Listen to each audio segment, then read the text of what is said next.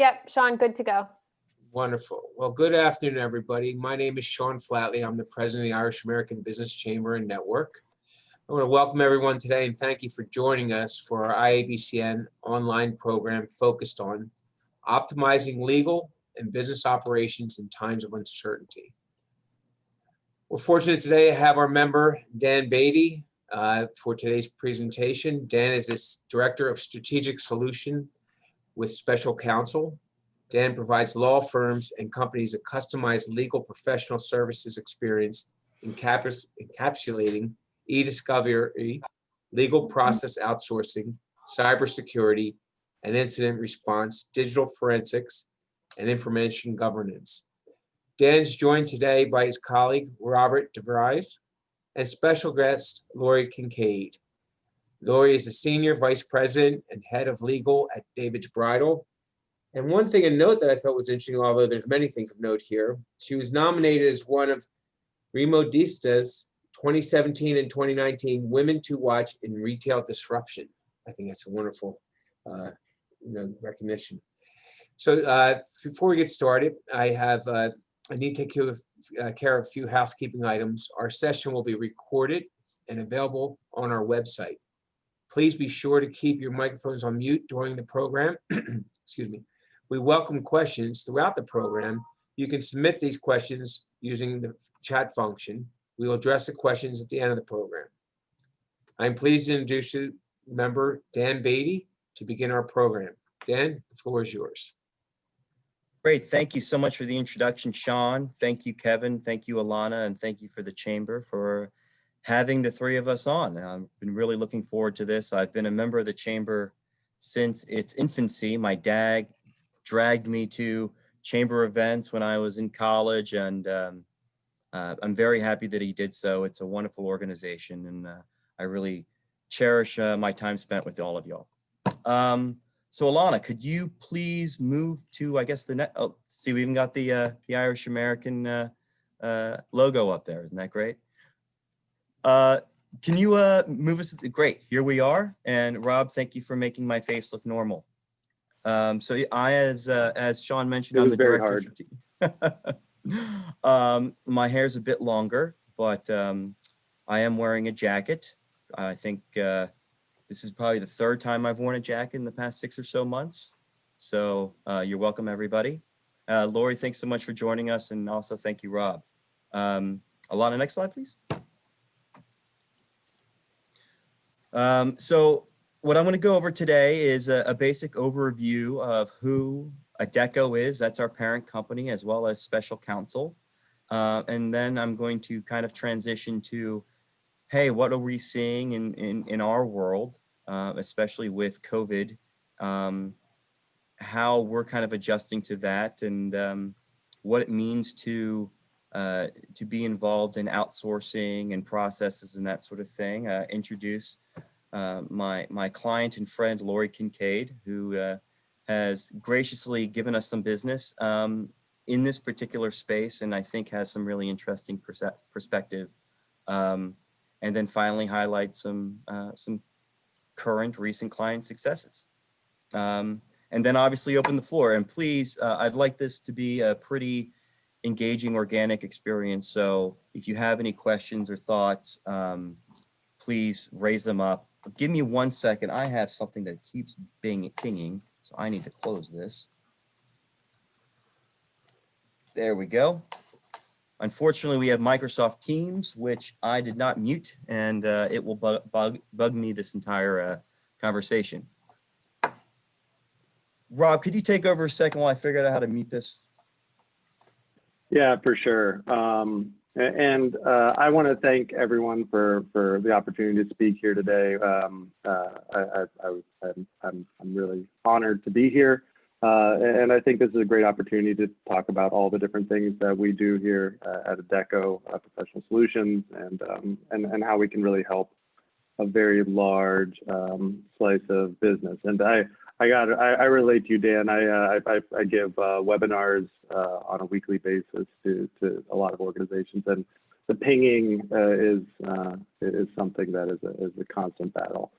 Well, we've all played Zoom bingo, I'm sure, right? Yeah. Yeah, So yeah, we could go to the next slide and kind of talk about Adecco, and I can start, Dan, until I you're think I'm ready to good. go. I'm ready to go. Okay. So I constantly get introduced. This happens pretty frequently. Hey, Dan, you're in recruiting, right? And it's not completely accurate, although it's certainly understandable.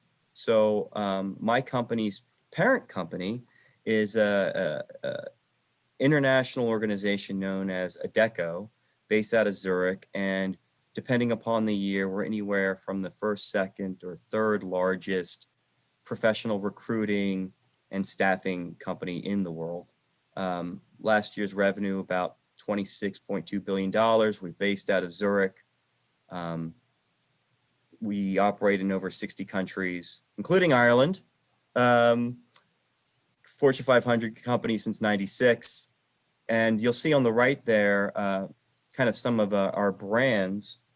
And, you know, we work in a wide range of spaces, everything from packagers with global e-commerce companies to high-level executives, attorneys, medical staff, accountants, HR, IT, etc.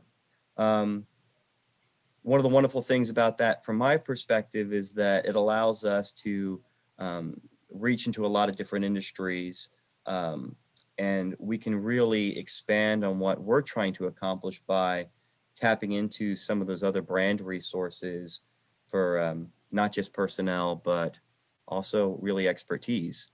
I mean, one of the things that we'll get into later in the presentation, Rob, is some of the stuff that we're doing in the HR world, for example. Next slide, please. Unless you had anything else to add on that, Rob? No, I think that's a really a good overview. What I would say, you know, I will add, I do think that Adecco, what's really great is that all those different brands cover a wide variety of industries, as you said, and we're kind of uniquely situated. And I think that's what you're going to talk about next, to kind of reach into all of them to connect our clients with a lot of different types of solutions. That's right. So So I'm a former practicing attorney. I've been with special counsel for about 7 years. And I did initially start as a recruiter. So I was doing a lot of recruitment in the legal space, which was kind of, which falls under kind of the special counsel umbrella. But our company has kind of morphed over the years so that now we're more accurately thought of as, instead of the legal recruiting and staffing company, we're really more the Adecco professional services, or excuse me, professional solutions company. I'm going to mostly, these are kind of our three main lines of business: EQ, special counsel, and D4. I think our D4 icon is a little disjointed, but these things happen. I'm mostly going to be focusing this conversation on the left side of the house, that EQ side, but just wanted to briefly kind of go over what it means for special counsel and D4. So one of the ways that was kind of the genesis of a lot of this in the special counsel bucket is that we are and have been one of the largest providers, if not the largest provider, of attorney document review services in the country. What is document review? That is essentially when you're dealing with large scale discovery, information that is being transmitted by and between parties for the purposes of either litigation or maybe a regulatory matter, or perhaps even an internal investigation, whatever the case may be. And a lot of those documents need to be first reviewed by attorneys to decide what isn't relevant, what is potentially privileged, all that sort of thing. So we have built up, we're the largest provider of what's known as managed review, which is where we have a huge bench of our own attorneys that are full-time employees of special counsel that manage these large scale projects, which can potentially involve anywhere from dozens to, we've had matters that have had hundreds of attorneys working on them. And they do an amazing job of being really consultative on the front end, help manage the process, make sure that it's getting going correctly, mitigating costs, making sure that the right information is being propped up to either companies or law firms, those case teams, so that they can make those decisions more quickly. We also have an incredible amount of experience utilizing the top technology in the space, including machine learning. So when you hear something called TAR, that stands for Technology Assisted Review. And then on the D4 side, that is basically the technology or data solution side of the business. So what all these attorneys that are reviewing, they're typically using some type of platform to review that is hosting the data and organizing it and that sort of thing. The 800-pound gorilla, or Microsoft, in that space is a company known Relativity. And over the past few years, they've been ramping up their cloud-based version, which has all the latest bells and whistles.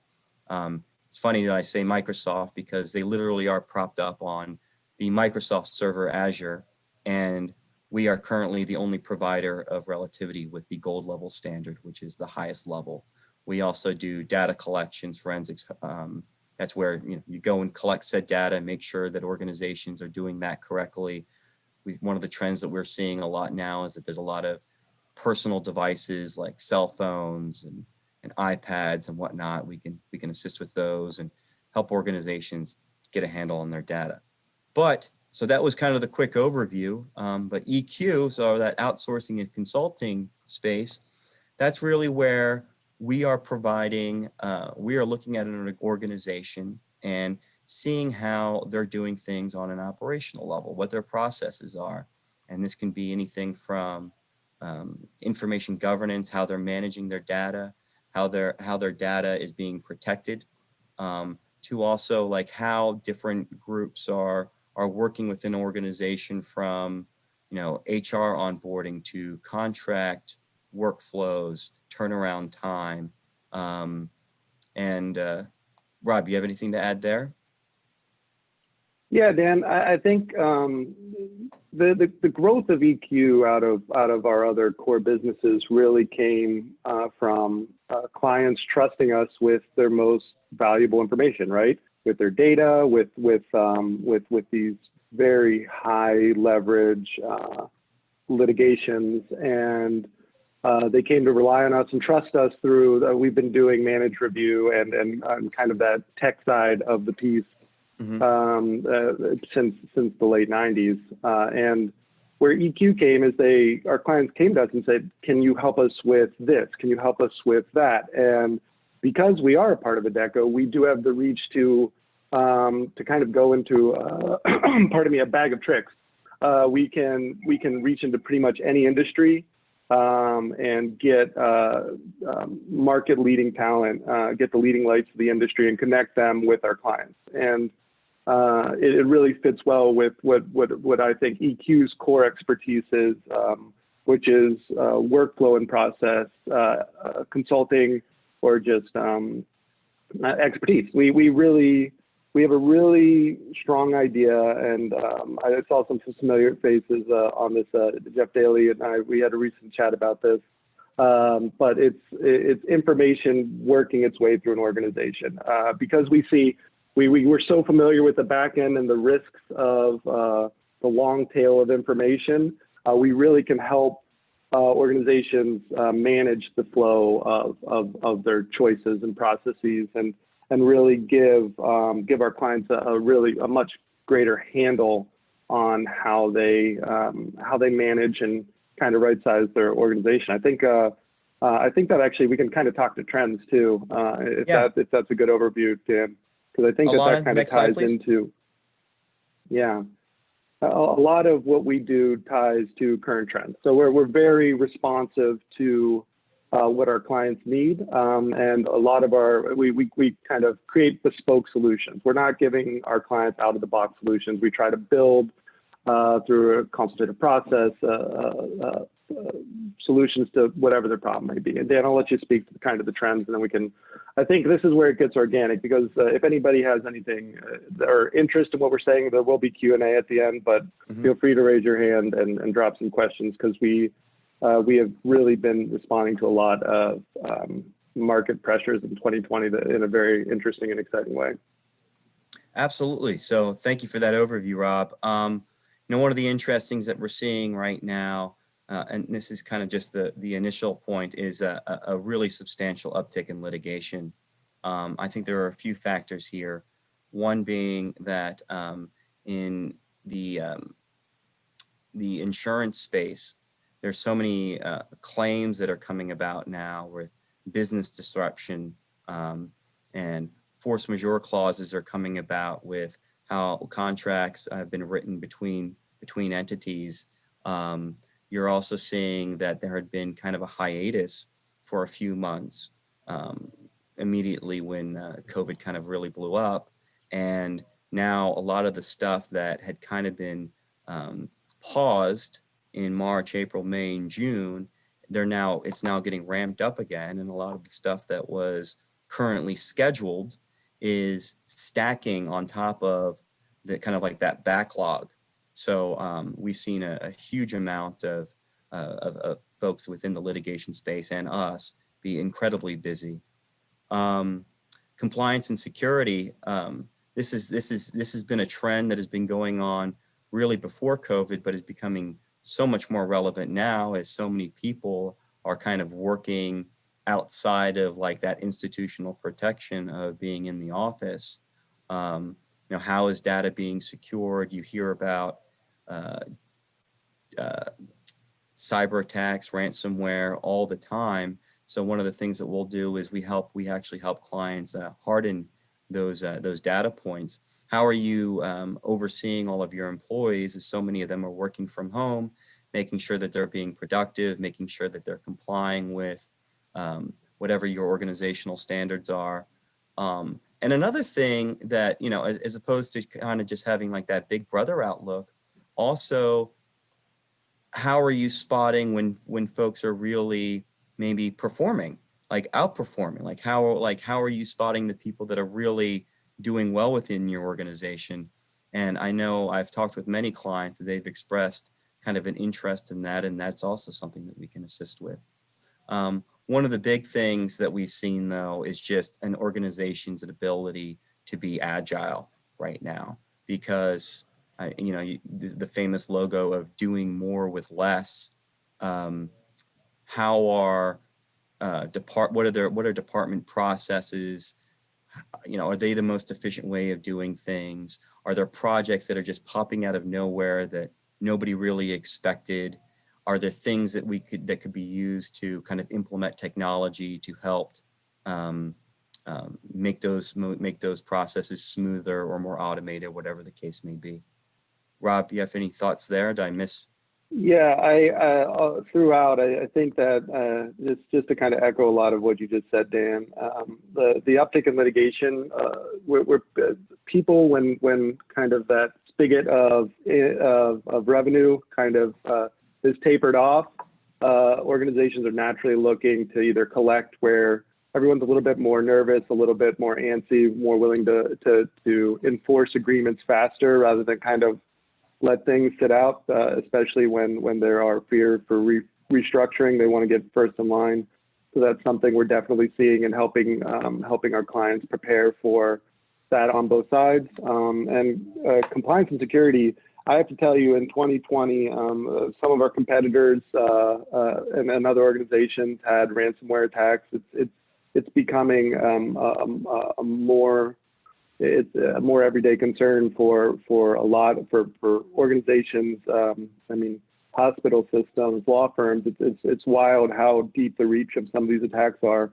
And I've seen in the vetting process as clients kind of bring us on as a vendor, the data protection and data privacy kind of audit and evaluation at the upfront. We're a special counsel at Adecco Solutions. We're a SOC 2 certified provider.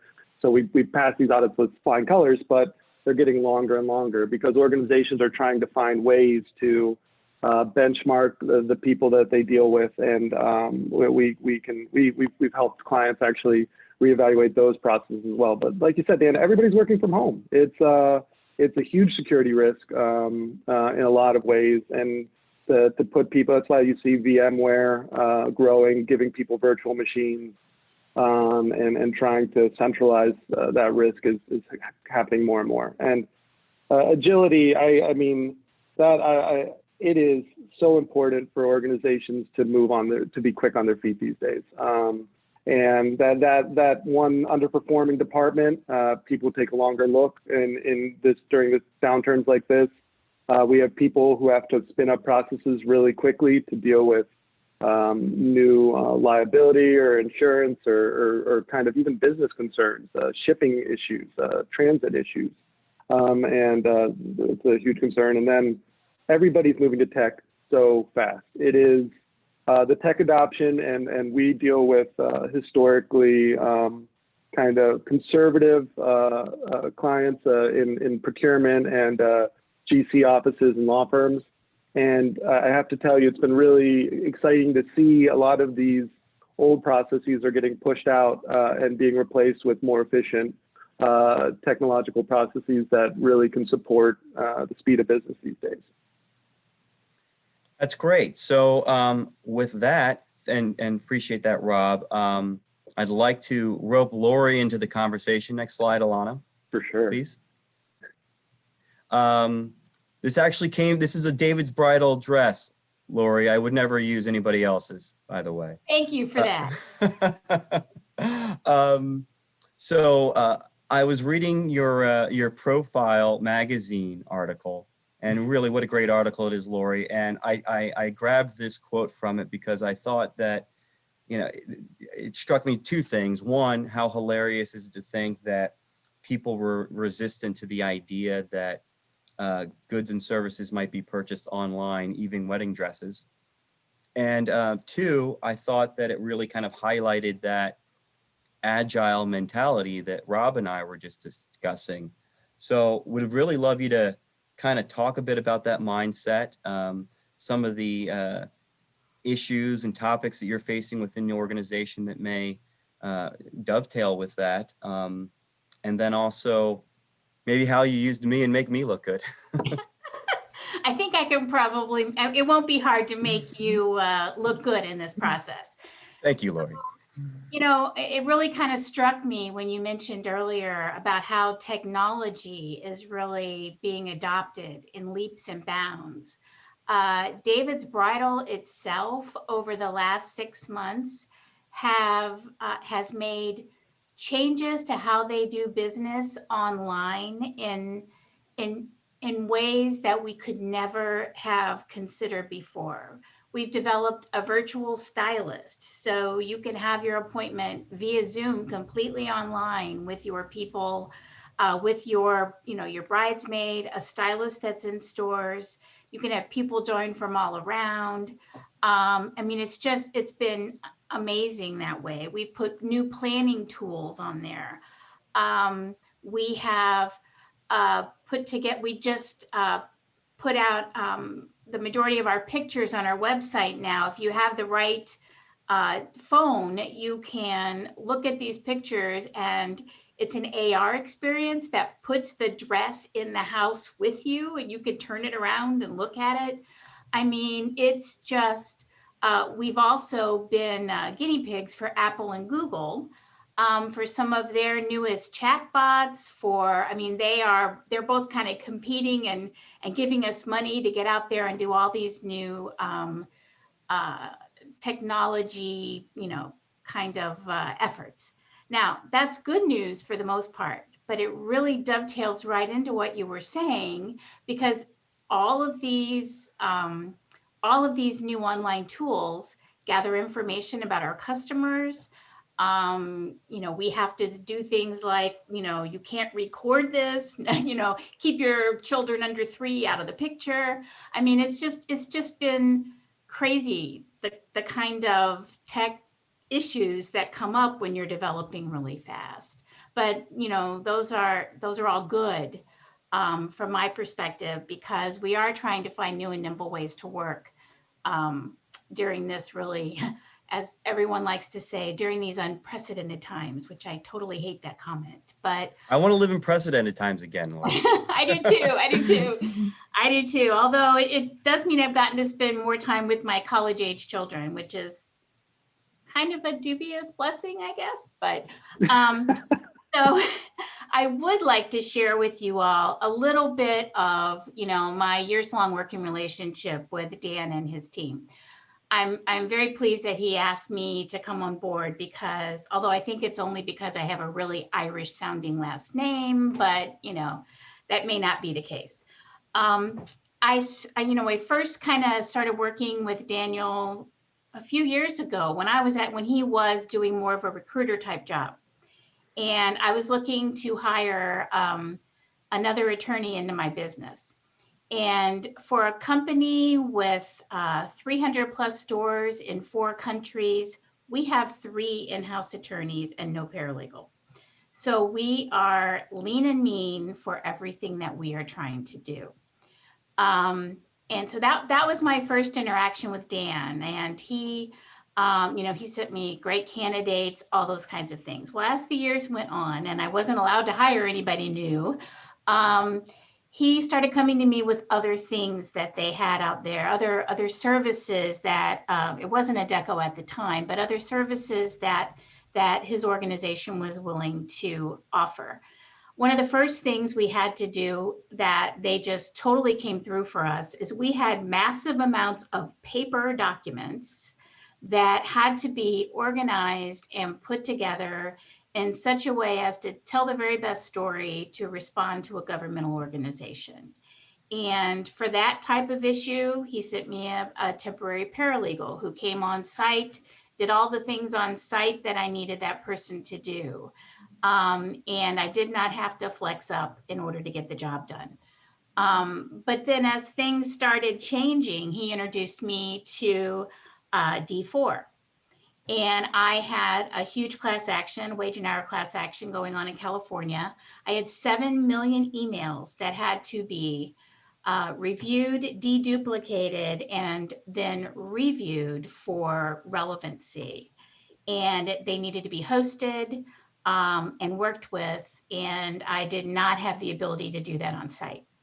D4 stepped in, they took over, they were quick, they were responsible, they were confidential, and again, helped me respond to some really difficult e-discovery requests out of that class action. And then I guess they've helped us through that a couple of times. But I guess the most interesting thing has been during this right before COVID and then again during COVID. When no one's in my office, it seems really, it seems like it would be really uncool for me to hire someone new or even a temp and send them into my office to do some work. So when I started having some issues via COVID and how we're dealing with them across the country, and some of the legal things that were coming up, the first thought I had was to reach out to Dan's group.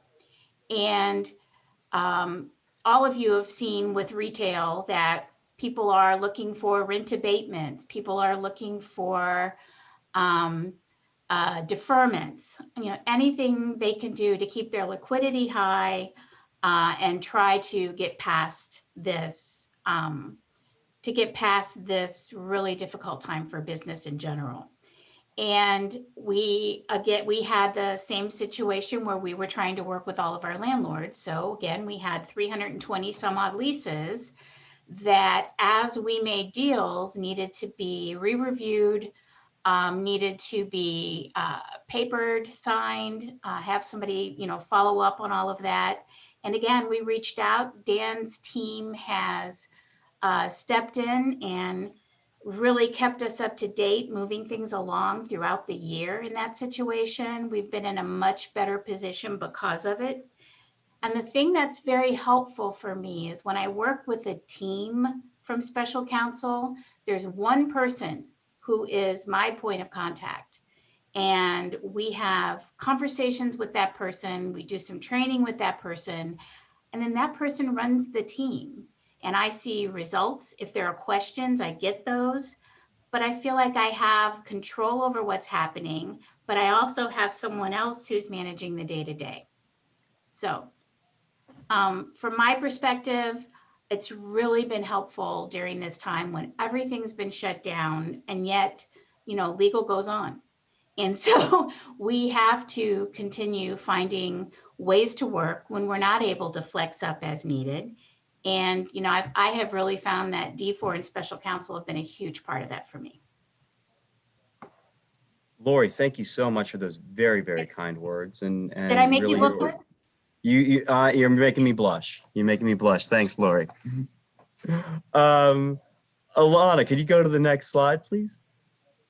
So why don't we talk a bit about, Rob, what we mean when we say outsourcing and what kind of our goals are and really what that looks like. Yeah, Dan, thank you. And Lori, thank you for all the nice words. And I think one of the kind of the through concepts in which you kind of talked about how we help, I'm really, thank you so much for all the nice things you said, but is the need to be able to create a solution that fits the problem. And sometimes the problem's super clear. We don't have enough staff.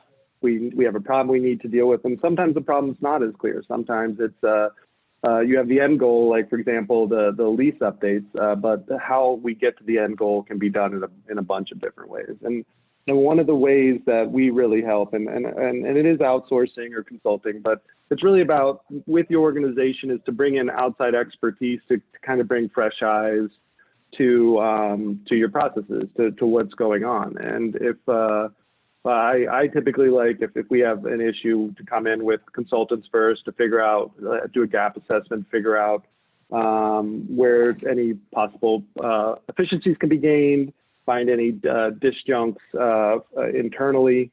And the more that we can kind of work with our clients to all that kind of additional noise, all the process or the data or the things that are that are the underlying constituent parts of what they do, but they're not actually the subject matter expertise. The more that we can focus on that and help them with that, it really does improve agility for our clients. If we work with a number of Fortune 500 companies with these type of engagements as well, and our goal is to give them the ability to really control costs and control risks. It gives them the flexibility. We can set up our arrangements in a number of different ways to build. We have for Fortune 50 companies, we have entire departments that we set up. And in these times, in these unprecedented times, it really is. It gives companies who may be seeing an increase in volume, may be dealing with restructuring issues, it gives them that hedge. It gives them some control to bring in solutions or consultants that can deal with these problems. So they can be a very wide range of issues that we can handle and help with, which we'll touch on in the next slide. But that they don't have to bring in that in-house. They don't have to make huge commitments. These can be short-term issues. They can be scaled in different ways. Sometimes there's very essential work that that 10 hours of your week is going to be deal structuring, right? Or kind of that administrative working, but you don't need a full-time admin, or you don't need somebody to be reviewing data privacy clauses more than a certain period of time. And by working with us, we're able to take that knowledge, concentrate it, codify it, and put it in a box for you to use however you want. It also gives you that cost certainty. If you are taking on projects yourself, like for example, that large scale 7 million document project, if people handle those type of things internally, it's very hard to, we are very good at forecasting and budgeting and providing estimates to give control to maximize liquidity in these times. Dan, if you have anything else you want to say about this, I think it might make sense to kind of just move to the next slide and some clients that we helped. And Yeah, let's get into I'm some gonna give you a specific chance to talk examples. Let's get into some specific examples. Yeah, so Alana, if you could go to the next slide, that'd be wonderful. Thank Awesome. you. Yeah, so recently we've been, these are all projects that are 2020 projects and things that we've done. We have a pretty wide, these are just some of our favorites. Those trainings I was talking about, greatest hits. We definitely should have put a billboard up there. Well, I guess that doesn't track. But we can help organizations with training. Training is a great example of something that is very important. It's essential to have good training protocols and planning to either for things like mandatory education. In this case, we help Congress, congressional staffs deal with kind of navigating harassment and discrimination. And we provide that type of training, but it can be things like walking organizations through best practices in HR, best practices in legal. We've done those type of trainings for several Fortune 500 companies just to educate them on things. So what we do, we take a project manager, we get a subject matter expert, we build a curriculum, and we're able to kind of connect the dots and deliver detailed industry-leading expertise on pretty much any industry because of Adecco's reach. And that's a really great example. That's a really great example too of like being able to harness for those subject matter experts, being able to harness that Adecco organization for getting that expertise, right, Rob? Exactly, Dan. And that we have the ability to find those that we have one of the largest pools of candidates on earth, and not only that, we can use them. And I don't want to say gig consulting, but we can bring them in and connect that expertise with our clients. Process and workflow. I love helping people with process. Being an attorney, just understanding the steps and being a Six Sigma certified. I forget. I'm a green belt. But these type of things, it really helps us go into organizations and have an understanding of the legal requirements and kind of how it fits with the human and technological requirements to reduce friction in a lot of these touch points in businesses. And we've helped a national nonprofit just revise their entire RFP process. These RFPs were getting caught up. They needed RFPs for the planting petunias pretty much. And we helped them loosen that up, create reasonable requirements throughout. And that process really touches on all the things we do when we're outsourcing, when we're dealing with compliance, when we're dealing with contracts. Our familiarity with process and how inputs move through an organization to again borrow from Jeff. It's such a great way to think of it. Outsourcing is.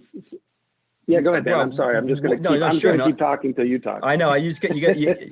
Rob will go forever. He's great. But one of the things I really love about this example, though, is it's such a great narrative on how not only can we save an organization with resource utilization and even cost, but also it really helps a lot of organizations devote more time to what it means to be, what is their core business, right?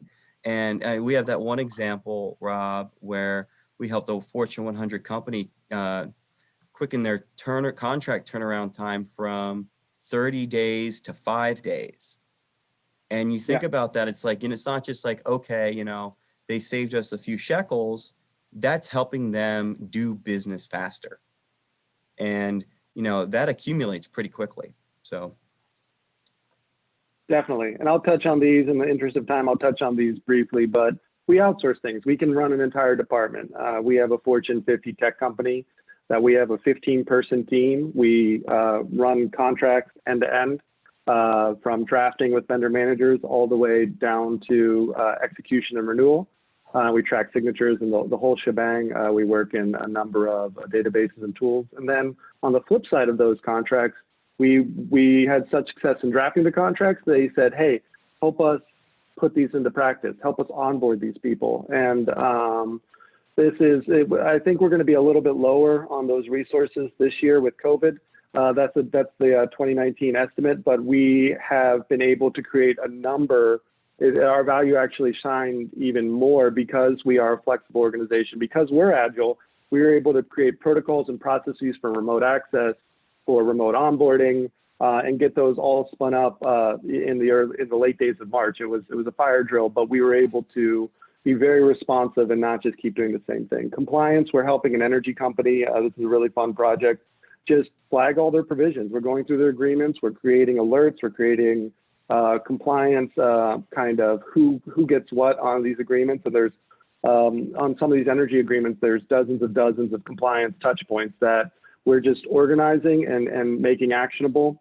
And data privacy. And this is very similar to kind of what we do. We have data privacy experts, of course, but we also, it works because we're able to deploy them just like we did for Lori. We are really good at large scale document update management. So we updating leases, updating documents, sending out information to multiple parties using low code databases and platforms. But we have the experts too. If you need data privacy, penetration testing, or consulting, we can provide that as well. And contracts is something that I'm dealing with every day. And this is really where I'm seeing a ton of tech adoption.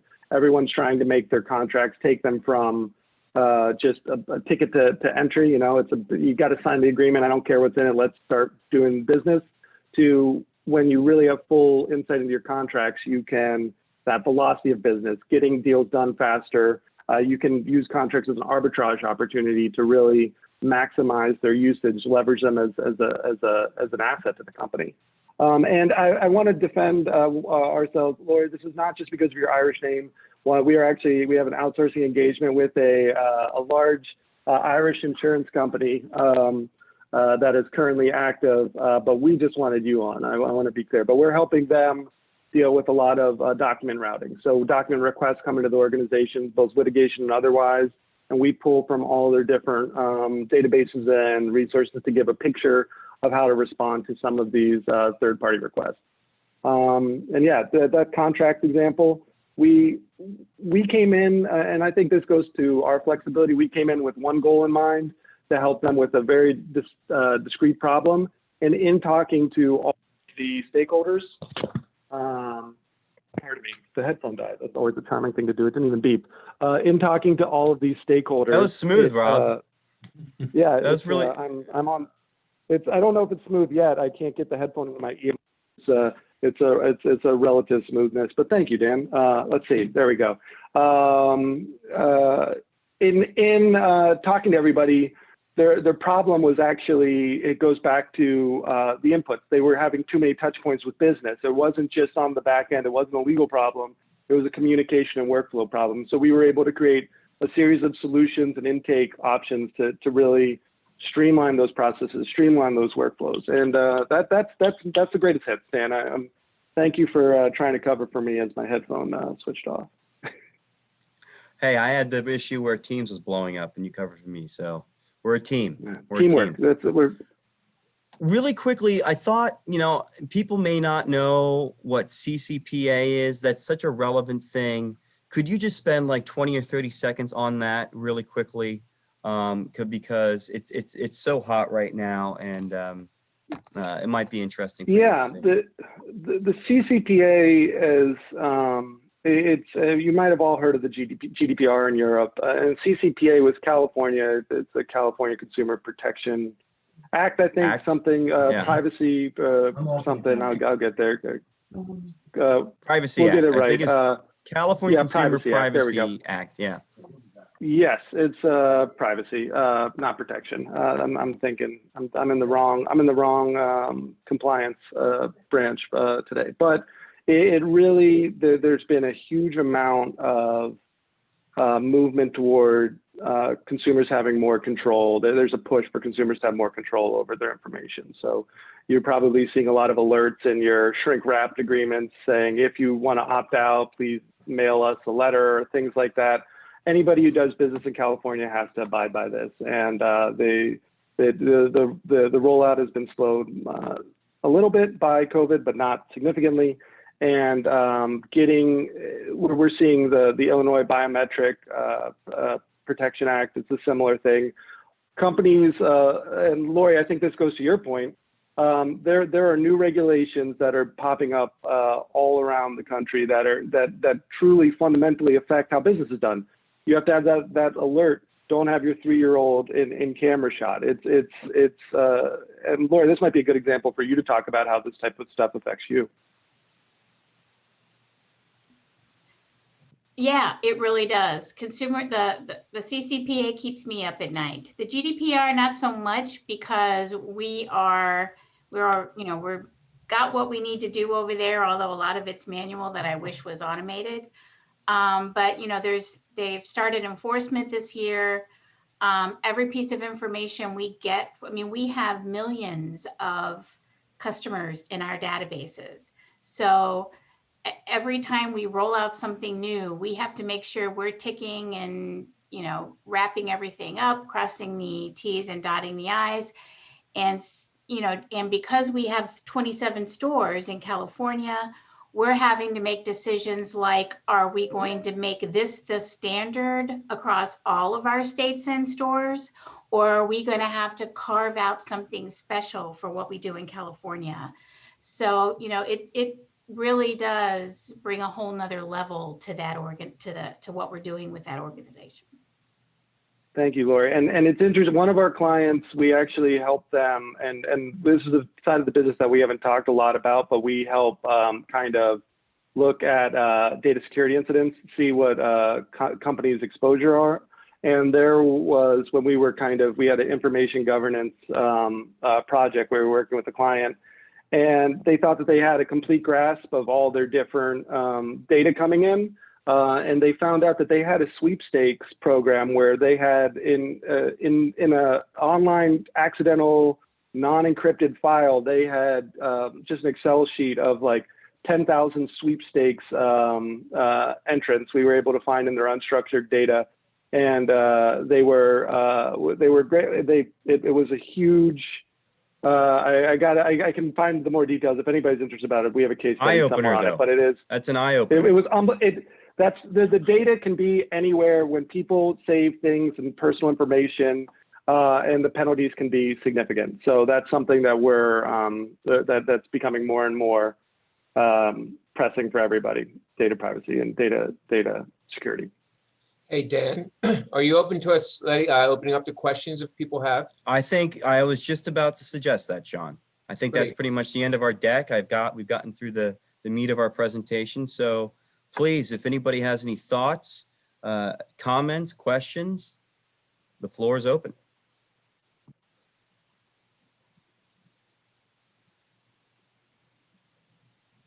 Kevin? Dan, I'll just start off with a brief comment, if you don't mind. There's a comment. I think the way you did today's presentation is a good example, for our membership as a whole, by bringing, your information, but also then bringing a client to relate to that information, and also bringing another person from your organization, so it kind of flows through the three. So I thought it was really well done. Oh, I very much appreciate that, Sean. Thank you. Dan, great job, Lori. Great job, Rob. You guys carried it for me. Thank you. You're welcome. I have a question. Thank you, Dan, for the opportunity. I think Bill was asking, possibly. Yeah, I have a question and a comment, Dan. My comment first is, Lori, whatever Dan's paying you, it's not enough. Thank you. My question is, though, you guys, if you could go back to your first slide, it's got the different divisions and then all the points underneath of them. I'd like you to review for us and tell us, what's the biggest part of your business to the smallest part of your business? Because obviously the company's history started in the search area, but you've acquired all these other, as I think Rob said, that or you said, that as issues showed up, we said, well, let's see if we can help them. Yeah, so I appreciate you raising that up, Bill.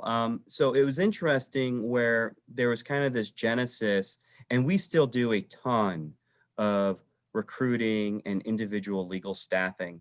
But I'm not really in that world anymore, and it's kind of been bifurcated from kind of like our core business functions into into more the professional staffing and recruiting side of our business. So when you're looking at professional solutions, so much of that came from kind of an amalgamation of talking with clients about specific needs that they may have from a staffing perspective, where they might be looking to bring on one person or several people to help with a problem that was for like a relatively finite period of time. And then also the managed review that we were doing, which, you know, we were hiring 8, 9, 10,000 attorneys a year doing this. And that right now is certainly probably the biggest portion of our business, but it's also an area of our business that's very much in flux, because, you know, a few years ago, you might have a project where you might have 50 or 100 attorneys working full time for 6 months. But now through developments in the law, in the rules of civil procedure, in the technology, and how projects are managed, that 50 to 100 person project that lasts half a year might be a 15 or 20 person project that lasts a month, right? So, but what we learned was a lot of the things that we were doing, the core concepts that we were applying to these projects, the processes that we were using, where, you know, you're managing a lot of people, you're going through a lot of data, you're trying to come up with a consistent, repeatable process. A lot of that kind of workflow could transition to some of the work that we were using like individuals for. Like we would go out and recruit, and then people would have to be interviewed, and you weren't 100% sure what exactly you were supplying. Well, what if we could turn that into a product, right? Where now all of a sudden we're bringing organizational knowledge, where somebody can come to us repeatedly. We really know what they're looking for, and they know what they're going to get out of us. I hope that answers your question, Bill.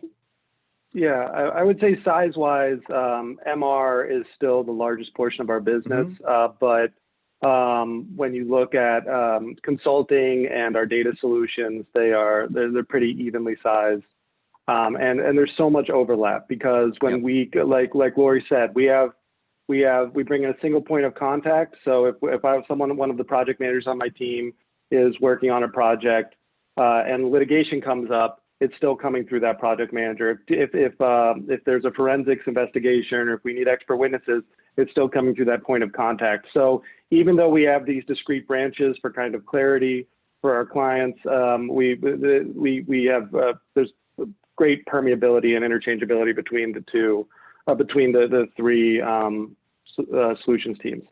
I would say that outsourcing and consulting side, that's been the area where we've seen the most growth over the past couple of years. Yeah, year over year, we're by pretty large factors. We're catching up to MR. I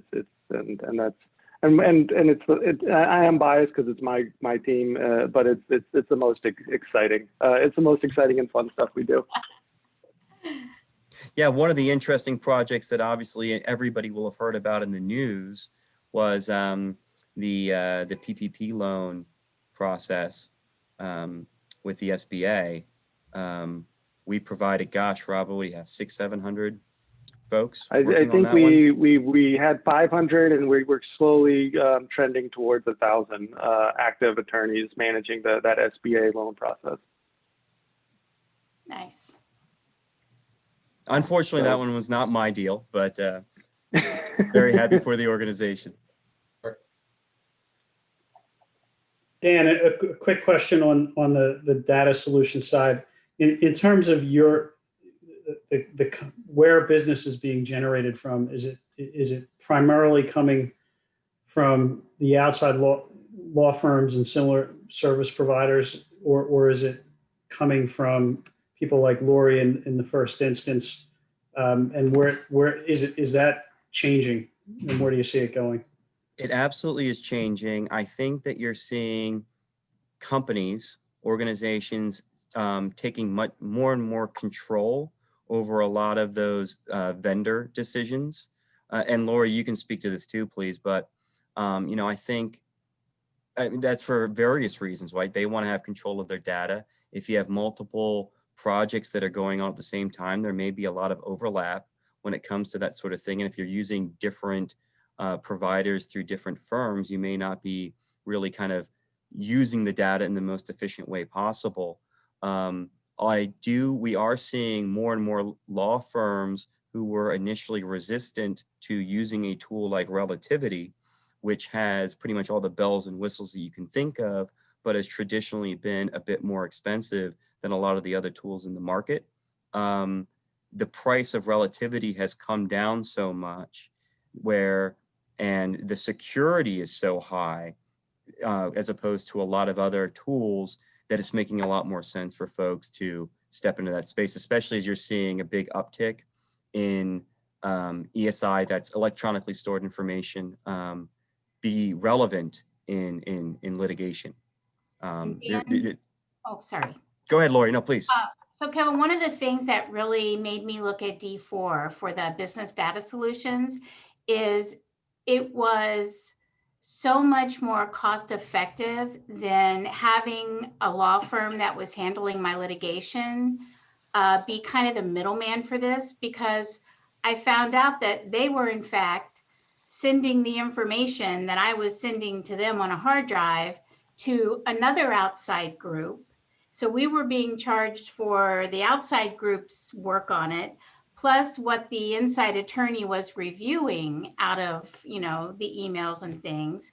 And so it just became easier to cut out the middleman and just go. And then if whatever comes from D4 was in a much smaller, compact amount of information, that then I can give to my outside counsel and say, okay, this is what you should be looking at.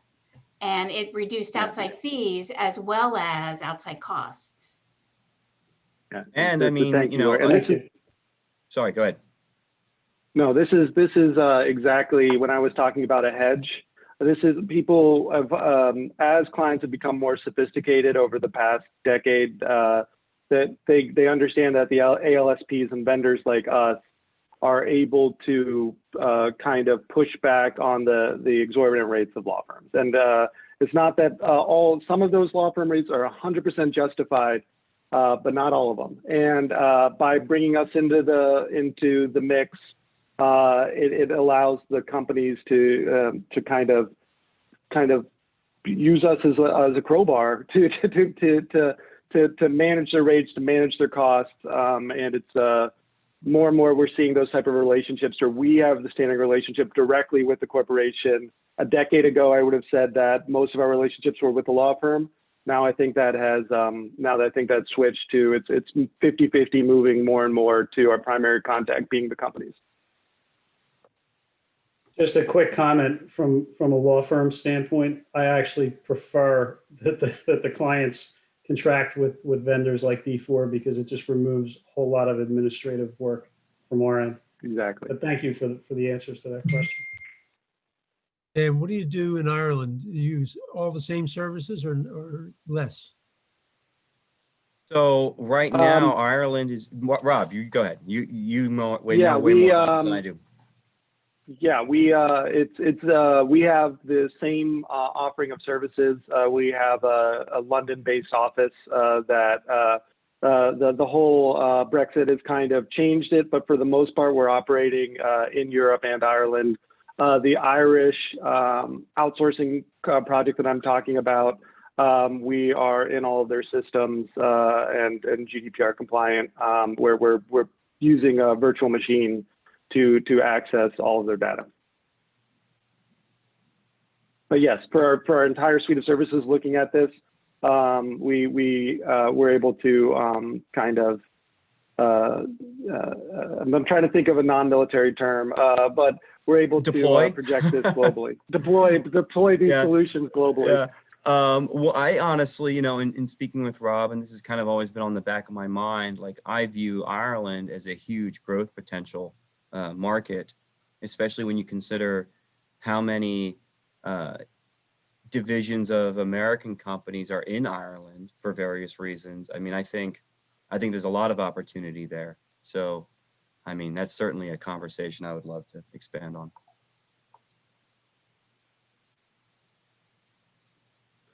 This was fun. Yeah, well, look, I think this went great, guys. Thank you so much for the comments and questions. That really helped flesh things out a bit. And really, Chamber, Sean, Bill, love you, Bill, Kevin, love you, Alana. Thank you, guys. Thanks, Alana. Thank you all so much for putting this together. It was really, really an honor and a pleasure. Hey, and if any Just of you an honor. all Thank have you. any Yeah, social, if go any ahead. of Sorry, you all Lori. have any social occasion needs, we do more than sell bridal gowns. And we That's we should have Lori as one of our women, as part of that Women in Leadership series. I think she'd be a great addition to that. Fun. Thank you. Goodbye, everyone. Have a good rest of your day. Have a great day. Thanks, everyone.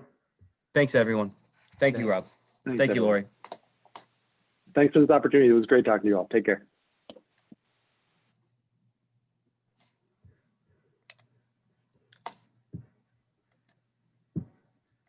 Thank you. Thanks, everyone. Take care.